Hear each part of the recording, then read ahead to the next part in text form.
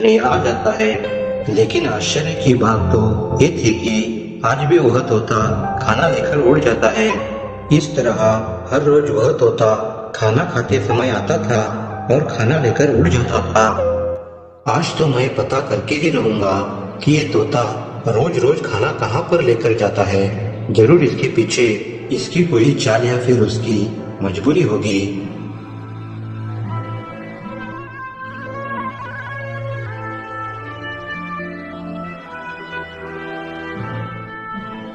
हे ऊपर वाले, ये किस जन्म की सजा तू मुझे इस जन्म में दे रहा है। एक राज्य की रानी होकर भी मैं इस गुफा में बंद हूँ।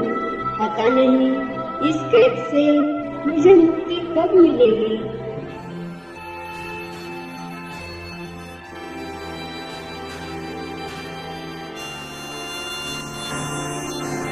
फिर तोता खाना लाकर रानी के पास रख देता है।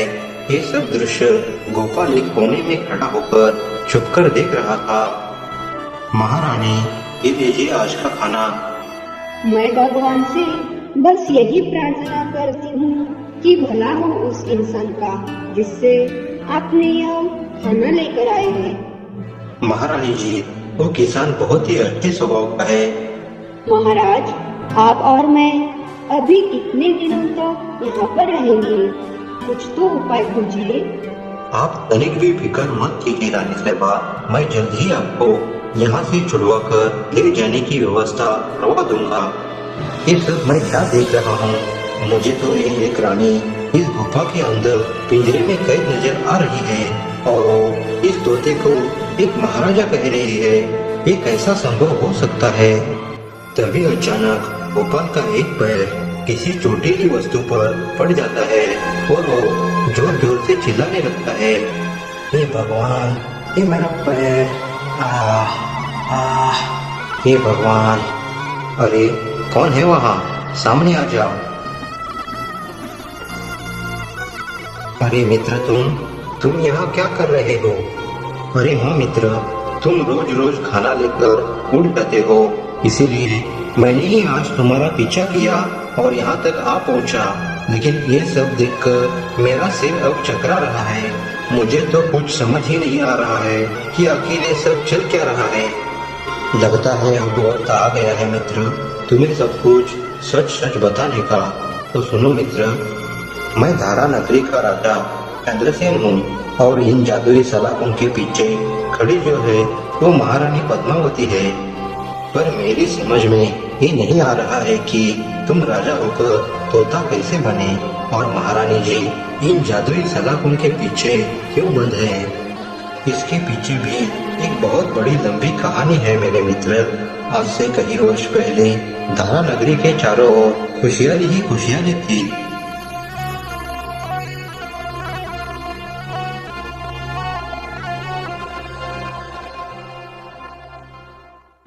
राजन, आपके दोनों ही पुत्र सभी विद्याओं में बहुत ही निपुण हो गए हैं। राजन, आपके दोनों ही पुत्र सभी विद्याओं में बहुत ही निपुण हो गए हैं। आपका बहुत बहुत धन्यवाद गुरुदेव। आपने मेरे दोनों ही पुत्रों को इतनी अच्छी शिक्षा दी। मैं आपका ये एहसान जीते जी मेरी जिंदगी में कभी चुका नहीं पाऊंगा। नहीं महाराज, आप ऐसा बोलकर मुझे शर्मिंदा मत कीजिए। मैंने दोनों राजपुत्रों को बराबर की शिक्षा तो दे दी है, परंतु परंतु परंतु क्या गुरुदेव? ऐसे किंतु परंतु में उलझाकर मेरी चिंताएं दुगनी मत कीजिए।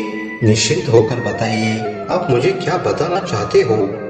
राजन, मैंने दोनों राजपुत्रों को वेद पुराण और शस्त्र अस्त्र की शिक्षा तो दे दी है, परंतु मैं चाहता हूँ कि उन विद्याओं के साथ एक राजा के भीतर तंत्र मंत्र की विद्या भी होनी चाहिए, जिससे कि किसी भी विपरीत परिस्थिति में राजा अपनी तंत्र मंत्र की विद्या का उपयोग करके अपनी प्रजा की रक्षा कर सके। तो देर किस बात की गुरुदेव? मैं चाहता हूँ कि आप जल्द ही तंत्र मंत्र की विद्या उन्हें सिखा दीजिए। नहीं महाराज, अब वो विद्या तो मैं उन्हें नहीं सिखा पाऊंगा, लेकिन यह किताब आप अपने पास रख लीजिए। इस किताब में तंत्र मंत्र की सारी कलाएं मौजूद है। इस किताब की खासियत ये है कि इसमें लिखे मंत्रों का उच्चारण कर विधि पूर्वक साधना करके अलौकिक शक्तियाँ प्राप्त की जा सकती है। इसका उपयोग करके इंसान सर्वशक्तिमान बन सकता है।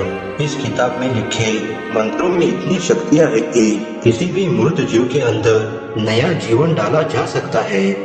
ठीक है गुरुदेव, आपका मनपूर्वक धन्यवाद। अब हमें आज्ञा दीजिए। यहाँ से लौटने के बाद इन दोनों का राज्याभिषेक भी करना अभी बाकी है।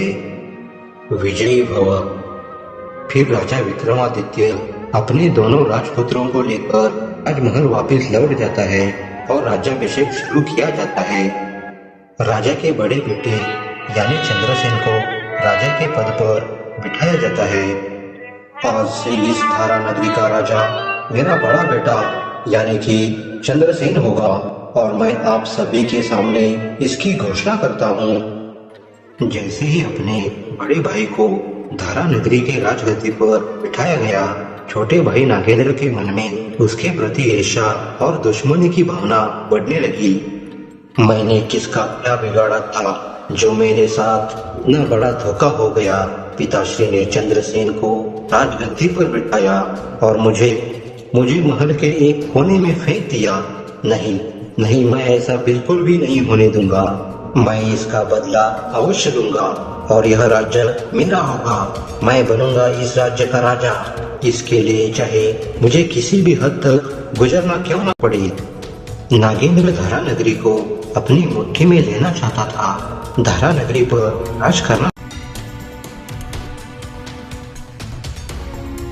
ओम हिरिक मिरिक चिरिक निम निम निम।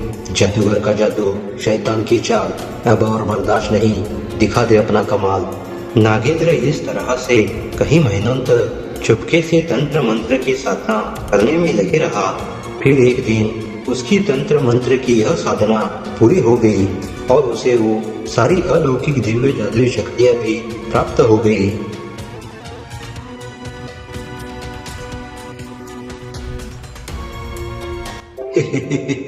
आज मेरी तंत्र मंत्र की साधना पूरी हो गई। अब मैं कई गुना शक्तिशाली बन गया हूँ। अब मुझे परास्त करने का दुस्साहस किसी में भी नहीं। जरा मैं भी तो देख लूं कि तंत्र मंत्र की विद्या किस प्रकार काम करती है। मैं क्या करूं? किस पर इस विद्या का प्रयोग करके दिखूं? अरे अरे, हो रहा।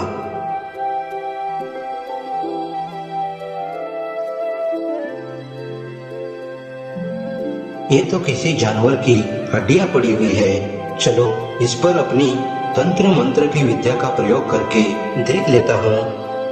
ओम हिरिक मिरिक चिरिक लिम लिम लिम। जादूगर का जादू, शैतान का जाल, इस हड्डियों में भर दे जान, दिखा दे अपना कमाल। जैसे ही नागेंद्र उन हड्डियों को देखकर अपना मंत्र पूरा करता है, वो हड्डियां पुनर्जीवित होकर एक हिरण में बदल जाती है। अरे वाह, ये तो सच में ही जिंदा हो गया। इसका मतलब अब मेरे पास दिव्य शक्तियाँ आ गई है। चलो अब राजमहल चलते हैं। अब तो मेरी राजा बनने की ख्वाहिश पूरी होने वाली ही है।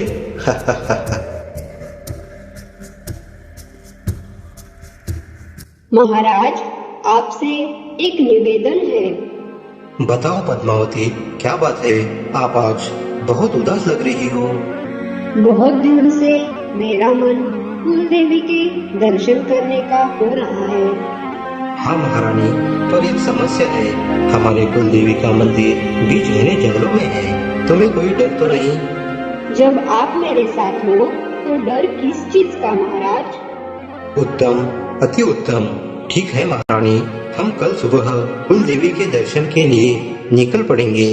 अपने बड़े भाई की और भाभी की बातें नागेंद्र चोरी छुपे सुन रहा था। अच्छा, तो ये बात है, यही सही मौका रहेगा। मैं वो दोनों जंगल पहुंचने से पहले आगे निकल पड़ूंगा। फिर देखते हैं मुझे कौन रोकता है धारा नगरी का राजा बनने से।